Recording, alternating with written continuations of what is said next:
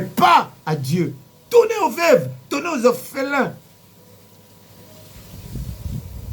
aux pauvres de l'église. Il y a des gens qui ont besoin de travail. Mais vous les arrêtez, priez matin, midi, soir, mais les gens là ne trouvent pas le travail. Et vous trouvez ça... non, dans notre église, non, notre pasteur. Oh non, mais ta vie, mais votre pasteur c'est un démon, c'est un gourou. Il est en train de vous piller. Moralement et physiquement, vous êtes des esclaves. Nous, voilà, regarde ce que je fais. Pour ceux qui ne sont pas au travail, ils me suivent. Pour ceux qui sont au travail, ils ne me suivent pas, ils vont regarder tout à l'heure. Je vous bénis tous. Vous qui avez le temps de suivre le message, soyez bénis. Vous qui n'avez pas le temps maintenant, quand vous allez le suivre, soyez bénis. Mais vous qui avez le temps, qui ne voulez pas regarder, suivre le message, regarder la télé, faire des choses qui vous font plaisir, le film, fais-toi plaisir. Fais-toi plaisir, mais tu vas regretter.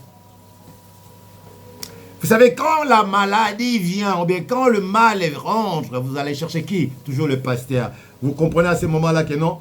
Oh! On était vraiment dans la fausseté. Hein? On croyait qu'on était fort. Hein? Je vais citer le nom d'un président pour vous donner un exemple. Mobutu, il était tout puissant. On l'appelait Sese Seko.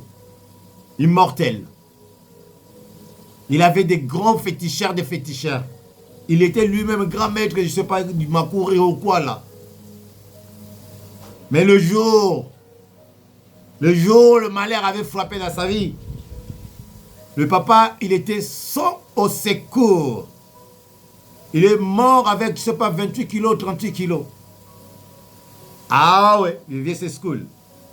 Milliardaire. Et toi, dis-moi, toi quoi? Qu'est-ce que tu as? Qu'est-ce que tu as, toi? Il a laissé des villas, il a laissé des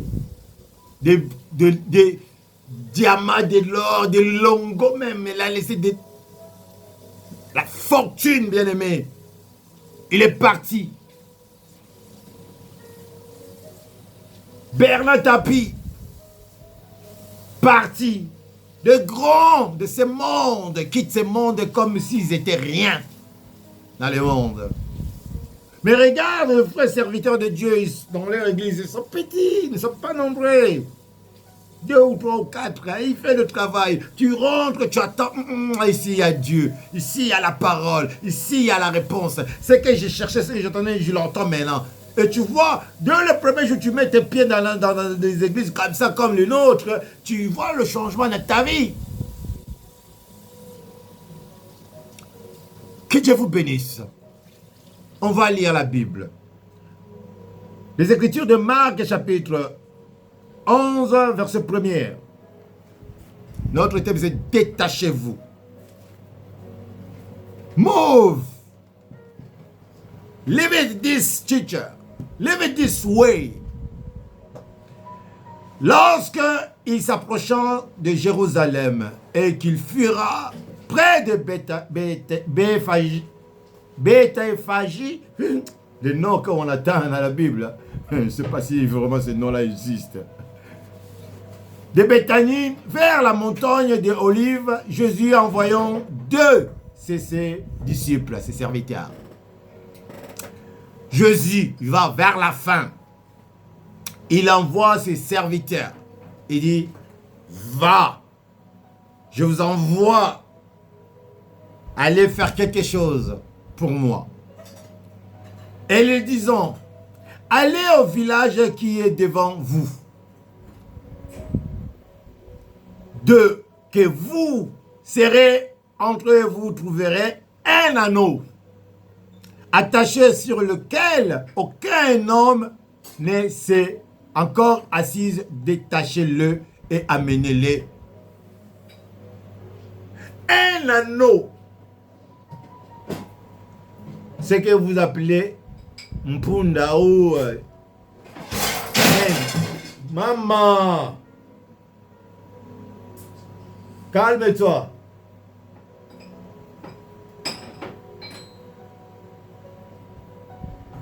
Un anneau qui est attaché, que personne a pu monter ici. Va, détachez-les. Mais il n'est pas à Jésus, il appartient à quelqu'un. Mais Jésus ordonne à ses disciples, allez. Quand vous arrivez dans ce pays-là, vous verrez un anneau, détachez-les. Moi, je te dis aujourd'hui, va dans ta famille, regarde les orphelins, regarde les malades, regarde les veuves, regarde les divorcés, regarde les soucis qu'ils ont. Ah, Neko, mon ami, mon frère, ma soeur, détachez-les. Prends l'autorité, détachez-les. Si c'est toi-même qui es enfermé, détache-toi dans cette situation. Change ta vie aujourd'hui avec cette parole que tu entends. Ça ne vient pas de l'homme, mais ça vient de Dieu. Tu es un anneau que personne n'a pu monter sur toi. Aujourd'hui, laisse Yeshua, ma chère, de monter sur toi. Laisse Jésus de prendre le contrôle de toi. Que c'est lui qui t'avait attaché, qu'il attendait un jour pour t'achever, ou bien pour te vendre encore. Yeshua avait déjà payé. Aujourd'hui, il a envoyé ses anges pour te libérer. Sois libéré là où tu es capoté. Ceux qui tapotaient, quoi, je ne sais pas, mettez des cœurs. Oh, ne restez pas là à me regarder comme ça. Je vais couper moi-même si vous continuez comme ça. Ça fait combien d'années que j'avais arrêté TikTok? 1 an et demi, non? Continuez avec moi. Vous croyez que moi j'ai le temps à perdre? Facebook, on est là. Partagez. Partagez le message. Bénissez les autres. Vous serez bénis de retour. Quand vous donnez, vous serez servi. Quand vous ne donnez pas, vous ne serez pas servi. Oui, c'est la loi de ce monde. Celui qui donne, il reçoit. Celui qui ne donne pas, il ne reçoit rien. Moi, je vous donne, je reçois des conteneurs après. Dieu me bénit. Alors, ils sont allés. Verset 2. Il dit, ils sont entrés dans la vie, dans cette ville-là, et sur laquelle aucun, voilà, qui était encore, ils l'ont vie. Et si quelqu'un vous dit, pourquoi faites-vous cela? Répondrez-le, le Seigneur a besoin et en instant, il les laissera venir ici. Jésus, il sait tout. C'est ce qui se passe dans votre vie. Tapoter, je ne sais pas, capoter, tapoter, quoi. Vas-y, fais-le. Qu'est-ce que vous... Il est où votre cœur? Ah. Maman Clémence n'est pas là. Jean-René n'est pas là. Moi, je vois. Parce qu'il y a quelqu'un qui donne de cœur, ils ne sont pas là. Ceux qui sont là, ils dorment. Vous n'êtes même pas là. Je vous vois, vous n'êtes pas là. Si vous étiez là, vous avec votre cœur, j'allais voir même. Vous n'êtes pas là. Restez là seulement comme ça. Alors, le Seigneur, il savait que non, il y avait un anneau qui l'attendait là-bas. Avec les yeux de Dieu. Pas les yeux de l'homme, mais les yeux de Dieu. Vrai prophète, c'est Dieu. Vrai prophète, c'est Yeshua Mashiach. Il a vu, il a envoyé. Ils sont allés. Et quand ils sont arrivés, ils ont vu effectivement, il y avait un anneau qui était là. Ils l'ont détaché. Et le propriétaire vient, mais qu'est-ce que vous faites avec... On a dit que non, le Seigneur en a besoin. Il nous a envoyés. Il n'a pas discuté. Il n'a pas dit, donne-moi l'argent, mais donne-moi quelque chose en échange. Il dit, non, allez-y. Libérez. Libère-toi, bien-aimé. Libère-toi de cette citation. Libère-toi de cette célibat. Libère-toi de cette pauvreté. Libère-toi de cette maladie. Libère-toi de cette honte. Tu n'es pas stérile. Tu n'es pas un loser raté. Non. Le panier circule encore. Tu n'es pas venu dans le monde pour accompagner quelqu'un bien, regarder les autres. Non. Il est temps pour toi que tu puisses marcher comme les autres ou voyager ou être fier de la vie. Parce qu'il y a beaucoup de gens qui ne vivent plus. Ils ont tellement de soucis dans leur cœur. Parce qu'il manque cela, il manque ceci. Ils voient les autres, les païens, comment ils sont en train de vivre. Ils commencent à douter de Dieu. Est-ce que Dieu ne m'a pas oublié? Je vous ai dit l'autre fois que la silence de Dieu ne pas dire que Dieu t'a oublié, mais Dieu n'existe pas. Dieu, si tu vois qu'il ne répond plus, ça veut dire qu'il prépare quelque chose pour toi. Oui, il y a quelque chose que Dieu est en train de préparer. Toi qui aimes la prophétie, toi qui aimes la prière, toi qui aimes l'église, toi qui aimes servir Dieu, mais tu vois, il y a un moment que non, il y a une silence, tu ne comprends pas, il y a des choses qui ne marchent pas comme bien aimé. Continue à prier encore fort. Continue à prier fort. Dieu est là, il ne t'a pas oublié. Il n'abandonne personne, il ne laisse personne. C'est des moments comme ça qu'il faut passer pour que ton lendemain soit meilleur. L'humiliation que tu es en train de passer, c'est normal. Jésus a vécu plus que ce que tu es en train de vivre. Il nous a montré qu'il est parti jusqu'à la fin. Ce n'était pas pour lui, mais c'était pour nous. Est-ce que toi, tu ne peux pas le faire? Pourquoi tu veux toujours un échange? Et la santé que Dieu t'a donnée. Qu'est-ce que tu as donné à Dieu? Ceux qui sont morts, ceux qui sont dans l'hôpital, ceux qui sont paralysés, ceux qui sont nés infirmes, ils méritaient ces choses. Bien, ils méritaient ça. Toi qui es bien comme ça, tu as tes pieds, tu as tes mains, tu marches très bien. Tu ne vois pas ceux qui n'ont pas de ce que tu as. Tu vas dire quoi? Dieu est contre, Dieu est méchant sur eux. Ou bien ils vont dire que Dieu est méchant. Non, ils glorifient Dieu. Ils sont fiers de ce qu'ils sont. Mais toi, tu n'es pas fier. Tu demandes, mais tu donnes quoi à Dieu? Où est ton cœur? Oh, moi, j'en ai marre d'aller à l'église. Oh, moi, le pasteur, je ne sais plus. Ils sont tous pareils. Je ne sais pas qui je vais écouter, qui je vais suivre. Et tu continues à suivre les gens, toi. La Bible dit, fortifie-toi dans la parole de Dieu. Prends ta Bible, lis la Bible et tu vas comprendre. Et tu ne resteras plus à la maison. Tu vas voir que Dieu va t'envoyer. Comme tu suis Dieu donné là. Dieu va t'envoyer. Si ce n'est pas ce Dieu donné, c'est quelqu'un d'autre qui te dira la vérité. Que non, tu es champion, tu es né. Pas pour souffrir, mais pour réussir. Donc tu es vainqueur, plus que vainqueur, parce que tu es l'héritier du trône. Pourquoi tu souffres, mon temps bien-aimé? Pourquoi tu souffres? C'est parce que tu négliges l'œuvre de Dieu. C'est parce que tu négliges la parole de Dieu. Tu ne lis pas la Bible. La Bible, c'est un livre, oui. Mais livre saint. Pourquoi on appelle ça livre saint? C'est parce qu'il y a des écritures que Dieu a inspirées à l'homme, que Dieu a parlé à l'homme, que Dieu a écrit. Et l'homme a écrit qu'on appelle ça maintenant Bible. Bible, ce n'est pas dire quelque chose. Non, Bible, ça dit bibliothèque. Qui a rassemblé tous les écritures. Selon Jean, qui était Jean? Écrivain. Luc, écrivain. L'autre, écrivain, qui parle des apôtres, Actes des apôtres, Deutéronome, qui raconte, c'est un écrivain que Dieu a inspiré.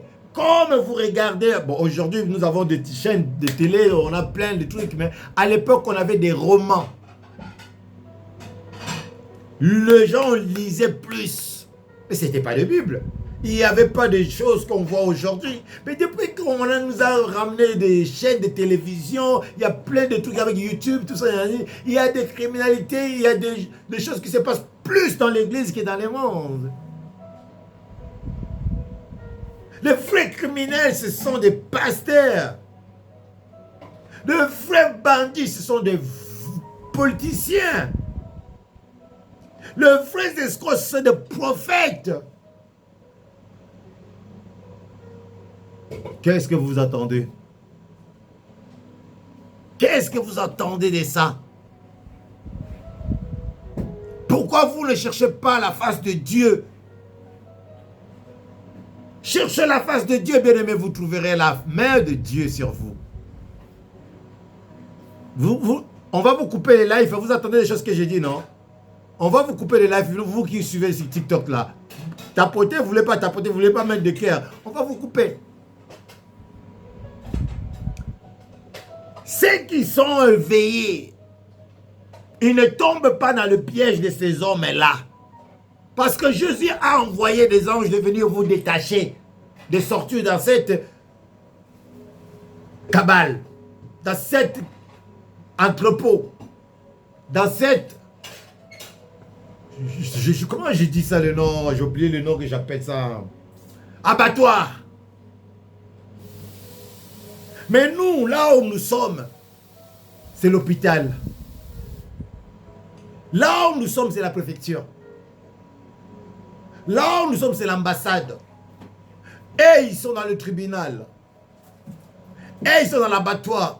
Tu viens, ils te condamnent, ils te zibouillent. Puis, tu n'es pas avec eux, tu es contre eux, ils te tuent. Mais nous, on reçoit des sorciers, des voleurs, de côté maman, papa, on les reçoit, on les enseigne la vérité. Il ne faut pas faire ça. Dieu n'aime pas des gens comme ça. Dieu aime ça. Voilà, et les gens, ils changent. Mais là-bas, tout est permis, tout est utile. Mais chez nous, tout n'est pas utile et tout n'est pas permis. Donc, on est en train de faire selon l'Esprit de Dieu qui nous conduit, qui dit, ne fais pas ça. Si tu fais ça, tu ne verras pas la gloire de Dieu. Mais là où on ne veut pas blasphémer le nom de Dieu, et ils le font. Ils blasphèment le nom de Dieu. C'est normal que tu ne te maries pas. C'est normal que tu joues avec les femmes. C'est normal que tu joues avec les hommes. C'est normal que tu joues avec l'église, parce que c'est ton église.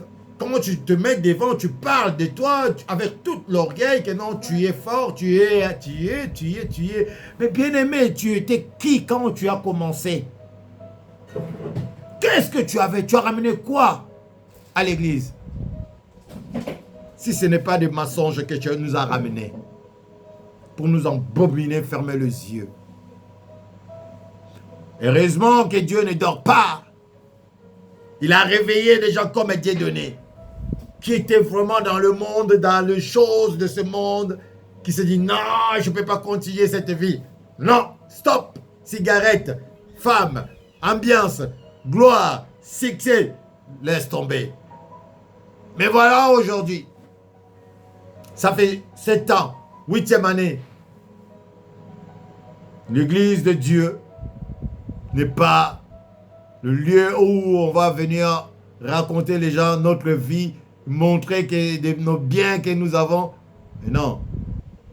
L'église de Dieu, c'est d'abord de montrer à ton créateur que non, tu es son enfant, bien le serviteur qui s'humilie, qui obéit à sa parole, comme Jésus avait envoyé ses disciples aller chercher cet anneau. On poursuit. Verset 3. Si quelqu'un vous dit, pourquoi faites-vous cela? Répondez-le, le Seigneur a besoin et à l'instant le laissera venir ici. 4. Les disciples étant allés trouver, il trouvera plutôt l'anneau attaché dehors.